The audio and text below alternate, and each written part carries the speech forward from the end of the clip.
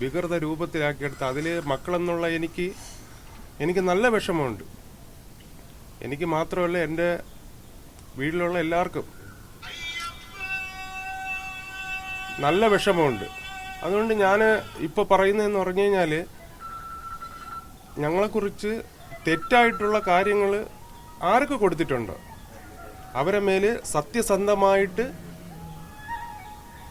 നിയമപരമായിട്ട് ഇതിൻ്റെ നടപടികൾ എടുക്കണമെന്ന് ഞാൻ താഴ്മയായി അപേക്ഷിച്ചുകൊള്ളുന്നു.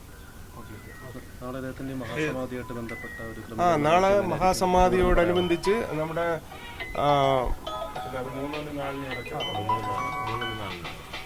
3 മണിക്കും 4 മണിക്കും ഇടയ്ക്ക് മഹാസമാധിയായിട്ട് സാർ അതിന്റെ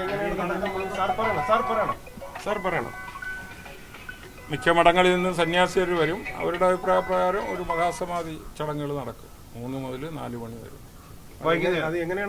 വൈകുന്നേരം. സന്യാസിമാരുടെ നേതൃത്വത്തിലാണ് കാര്യങ്ങൾ ചെയ്യുന്നത്. മഹാസമാധി ഏകദേശം ഒരു 11 മണിക്കകത്ത് നിംസിൽ നിന്ന് ഇങ്ങോട്ട് കൊണ്ടുവന്നിട്ട് ഒരു അവഹേളനം സംഭവിച്ചിട്ടുണ്ട്. സ്വാമി സമാധി അത് നാളെ ഒരു ദിവസം കൊണ്ട് മാറ്റിയെടുക്കും. പൊതുസമൂഹം മൊത്തം ക്ലോസ്ഡ് ആയിട്ടുള്ളൊരു പരിപാടിയായിരിക്കും അതോ? അല്ല, അത് കേരളത്തിന്റെ ഒരു പരിപാടിയാക്കി നാളെ 12 മണിയോടുകൂടി ഉച്ചയ്ക്ക് 12 മണിയോടുകൂടി മൃതദേഹം നിംസിൽ നിന്ന് വീട്ടിലെത്തിച്ച് 12-12:30 സമയം കുറച്ച് ആളുകൂടി വരാനുണ്ട്, ആലോചിക്കാനുണ്ട്. പൊതുസമൂഹത്തിന് ഈ ഒരു സമാധി സാക്ഷ്യം വഹിക്കുന്നതിനുള്ള അവസരം ഉണ്ടാവും? എല്ലാ സമൂഹത്തില് ഹൈന്ദവരെന്നുള്ള ക്രൈസ്തവര് അങ്ങനെ ഇല്ല. എല്ലാവരും പൊതുസമൂഹം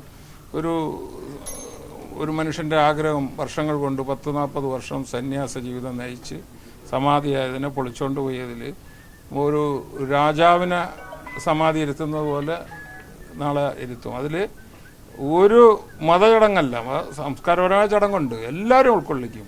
നാളെ കിട്ടാവുന്നതിൽ വെച്ച് ഏറ്റവും വലിയ ആദരവ് അദ്ദേഹത്തിന് കൊടുക്കും.